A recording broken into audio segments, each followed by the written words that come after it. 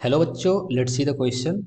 a1 is equal to 1 and an plus 1 is equal to 4 plus 3an divided by 3 plus 2an. Here n is greater than equal to 1 and if limit n tend कर दी infinity पे an is equal to a। तो यहाँ पर हमें चार option given है।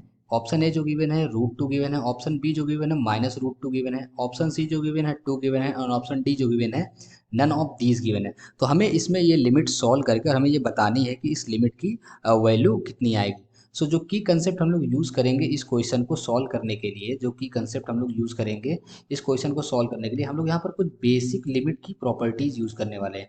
हम लोग बेसिक लिमिट की प्रॉपर्टीज़ यूज़ करने वाले हैं। जो लेट से कि जैसे अगर हम एक एग्जांपल लें, लिमिट एन टेंड कर रही है ए पे और हमें यहाँ पर जो चीज़ें गिवन है, लेट से कि हमारे पास गिवन है 4 प्लस 2an एंड गिवन है यहाँ पर 3 प्लस 2an। इस तरीके की चीज़ अगर हमें गिवन है तो ये जो बेसिक लिमिट की प्रॉपर्टीज़ होती है वो क्या बोलती है कि ये लिमिट जो होती है डिस्ट्रीब्यूट हो जाती है। तो डिस्ट्रीब्यूट होने का मतलब कि हम लोग इसे इस तरीके से लिख सकते हैं कि ये हमारे पास हो जाएगा 4 प्लस लिमिट यहाँ पर आ जाएगी और ये लिमिट एन टेंड करेगी ए पे और यहाँ पर हमारे पास हो जाएगा 2an एंड डिवाइडेड बाय हमारे पास ये हो जाएगा 3 प्लस फिर यहाँ पर लिमिट आ जाएगी, लिमिट एन टेंड करेगी ए पे और हमारे पास ये हो जाएगा 2an। तो ये जो प्रॉपर्टीज़ लिमिट्स की हम लोग इस क्वेश्चन में यूज़ करने वाले हैं, इस प्रॉपर्टीज़ की और उसके बेसिस पे हम लोग इस क्वेश्चन को सॉल्व करेंगे लिमिट की प्रॉपर्टी यूज़ करके।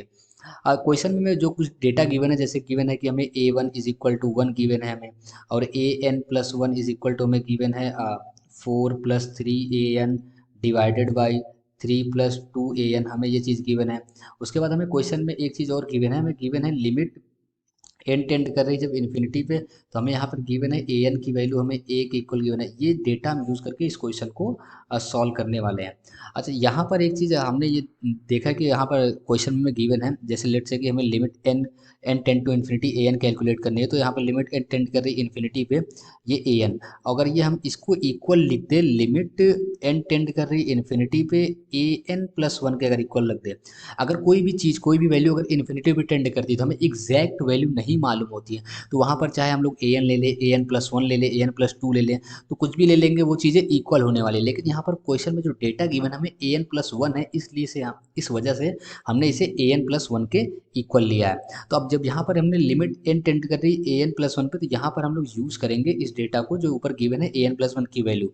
तो अगर हम लोग ये चीज़ यहाँ पर यूज़ कर लें तो हमारे पास ये चीज़ बन जाएगी, लिमिट एन टेंड कर रही इन्फिनिटी पे हमारे पास ये ए एन था और फिर यहाँ पर हमारे पास हो जाएगी लिमिट एन टेंड कर रही इन्फिनिटी पे और हमारे पास यहाँ पर जो ए एन प्लस 1 की वैल्यू गिवन है वो गिवन है 4 plus 3an divided by 3 plus 2an। तो हमारे पास जो यहाँ पर वैल्यू गिवन है 4 प्लस 3an डिवाइडेड बाई, यहाँ पर हमें जो गिवन था 4 plus 3an divided by 3 plus 2an।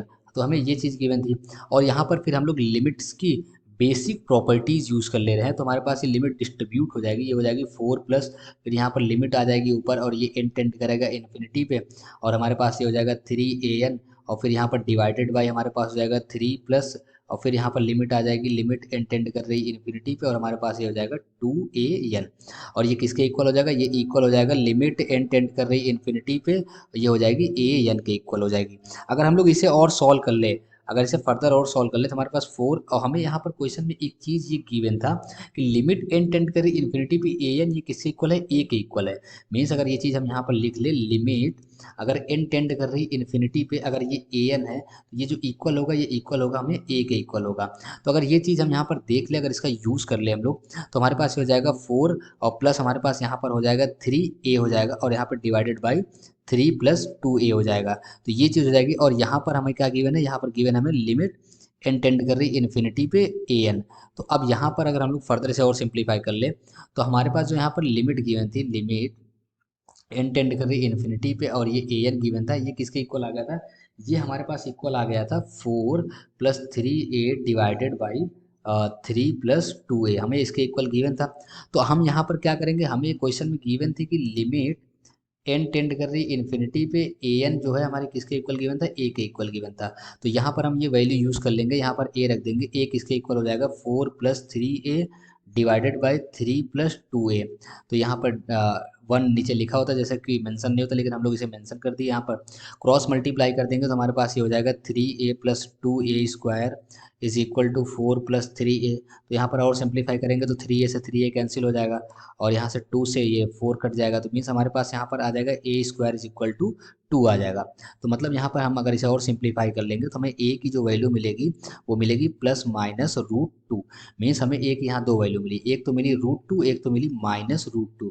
अब इसमें से कौन सा एक्सेप्ट होगा, तो ये चीज़ें देखने के लिए यहाँ पर हमें जो क्वेश्चन में चीज़ें गिवन थी, यहाँ पर क्वेश्चन में एक कंडीशन गिवन थी n is greater than equal to 1। It means क्या है कि हमें n की वैल्यू हमेशा पॉजिटिव लेनी है। तो अगर जो हमें यहाँ पर an+1 गिवन था, जो हमें यहाँ पर an+1 ये चीज़ें जो गिवन थी हमें an+1 जो गिवन था हमें, यहाँ पर अगर हम n की वैल्यू रखे 1 रखे 2 रखे 3, तो हमें a हमेशा कैसा मिल रहा है, a हमेशा हमें पॉजिटिव मिल रहा है, a हमेशा कैसा मिल रहा है, पॉजिटिव मिल रहा है। तो यहाँ पर जो हमारे पास वैल्यू आई है, तो इसीलिए हम लोग पॉजिटिव वाला एक्सेप्ट करेंगे जो कि है √2 है। तो होप यहाँ पर हमारा जो ऑप्शन ए है वो करेक्ट है, √2। Hope you will understand it. Best of luck, thank you.